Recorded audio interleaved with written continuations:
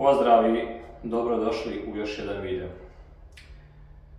Kroz ovaj serijal uređenja potkrulja najmanje sam snimao kupatilo. To sam već par puta spominjao da je kupatilo jako malo i da je nezgodno raditi i snimati. Isto tako sam obećao da ću kad krenem raditi malo više oko kupatila, da ću pokušati da snimim video, tako da ću danas postavljati mrežicu i ljepilo na ćoškove i bandaž trak na ove sastave. Koliko bude mogao snimiti taj dio, potrudit ću se da snimim što bolje, da se što bolje vidi, pa vidjet ćemo kako će to da ispadne. Inače sam dan ranije sve ove ćoškove, kao i ove sastave ovdje, prešao emulzijom, tako da pokupim tu prašinu. To bih vam svakako preporučio prije gletovanja, prije ljepila, prije mrežice, prije ljepljenja keramike. Uvijek koristite emulziju. Sad ću krenuti sa ovom lajstvom, pa koliko bude mogao to da snimim. Idemo.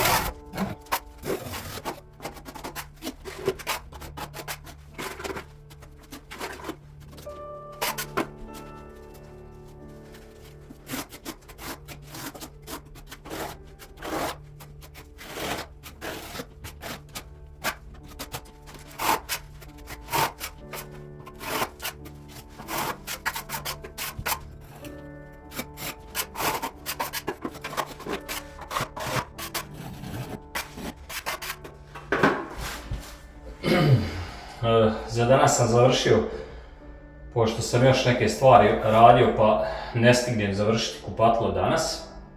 Ovo neka se osuši, a onda ću sutra nastaviti. Dalje imam još nišu da obradim i onda ću prijeći na ove spojeve rigips ploča, tako da sutra nastavljam.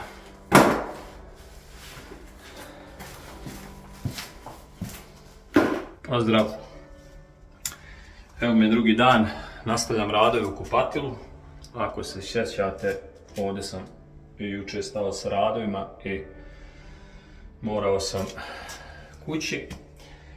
Sad što se tiče kupatila i samih radova u kupatilu, uglavnom pred kraj dana nastavim u kupatilu kad sve završim u ovom ovdje dijelu i kad mi ostane nešto malo ljepila, onda pređem u kupatilo. Tako da je pitanje da li ću i danas završiti kompletno kupatilo, ali pokušat ću. Ostalo mi je još da obradim ovu nišu, ove dvije kockice ovdje i da ove sastave sve bandažiram. Tako da ću sad krenuti od ovog dijela ovdje, a onda ću prijeći na sastave.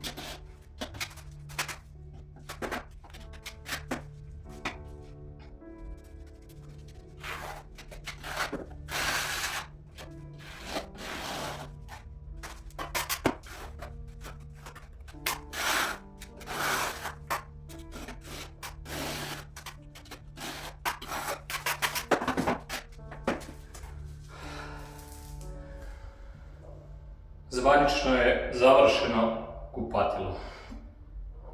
Osim što sam radio ove sastave i ćoškove, prešao sam i u donjoj zoni mrežicu i ljepilo i tu će sve biti dobra podloga za kasnije za hidroizolaciju kad se bude radilo. Ja ću vam sada pokazati kompletno kupatilo šta je sve urađeno, ali prije toga ću vas zamoliti da zapratite kanal, lajkujete ovaj video i podijelite ga sa prijateljima. Idemo sada da vam pokažem šta je urađeno.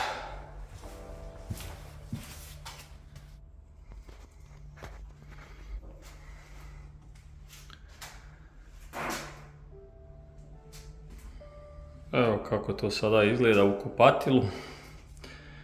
Prešao sam sve sastave, mrežica, ljepilo, ćoškovi i ovaj donji dio radi hidroizolacije, naravno kasnije će ići još posebna traka za to. Evo ga dio i tuš kabine. Evo i ovaj dio. Ovo je niša, sve lijepo obrađeno. Mislim da je to sve ispalo jako dobro. Sastav još jednom, naravno sve vijke sam popunio. Sve u svemu ja sam zadovoljan. Mislim da sam uspio da snimim solidno s obzirom da sam već rekao da je kupatilo jako malo, pa je nezgodno postaviti i kameru i sve to snimiti da se lijepo vidi, ali nadam se da ćete uspjeti bar mali dio toga da vidite. U narednom videu ću vjerovatno pripremati dio u tuš kabini dole za kanalicu, pošto nije postavljena, već je samo došao izlaz, tako da ću vjerovatno morati dole da proštemam, da dođem do koljena, da izvadim i onda da donesem kanalicu pa da vidim, možda će se izlijevati i neka manja glazura. Vidjet ćemo. U svakom slučaju vidimo se u narednom videu. Pozdrav, čao!